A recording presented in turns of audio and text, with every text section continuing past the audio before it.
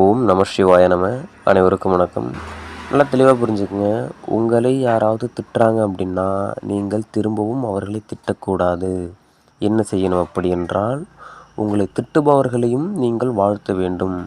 எதற்காக வாழ்த்த வேண்டும் என்றானால், நீங்கள் எப்போதோ எங்கேயோ செய்த யாருக்கோ நீங்கள் இந்த மாதிரி செஞ்ச அந்த வினை என்பது இப்போது சரிசமமாகின்றது, அதை ஈக்குவல் ஆகின்றது.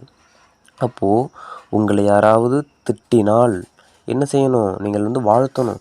அப்பாடா, நான் எங்கே எப்போ என்ன செஞ்சேன்னு தெரியல, இப்போது என்னை திட்டி என்னுடைய கர்மாவை நீ துடைக்கிற. நல்லா தெளிவாக புரிஞ்சுக்கணும். உங்களை யார் திட்டினாலும், தெரிந்தவர்களோ தெரியாதவர்களோ யார் திட்டினாலும் உங்களுடைய கர்மாவை அவர்கள் எடுத்துக்கொள்கிறார்கள். அதாவது துடைக்கின்றார்கள். உங்களுடைய கர்மாவை நீக்குகின்றார்கள்.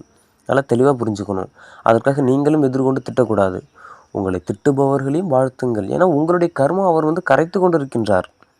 நல்லா தெளிவாக புரிஞ்சுக்கணும். நீங்கள் எப்போ எங்கே செஞ்சதுனே உங்களுக்கு தெரியாது. அப்போது உங்களை அவர் திட்டார் அப்படின்னா, நான் எங்கே என்ன செஞ்சேன்னு தெரியல. அந்த இப்போயாவது யார் மூலியமாவது என்னுடைய கர்மா என்பது கரைகின்றது. அப்பா, நீ என்னை திட்டலை, என்னுடைய கர்ம வினையை நீ கழித்து கொண்டு இருக்கின்றாய்.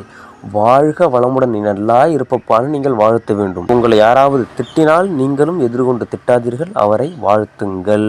ஓம் நம சிவாய நம.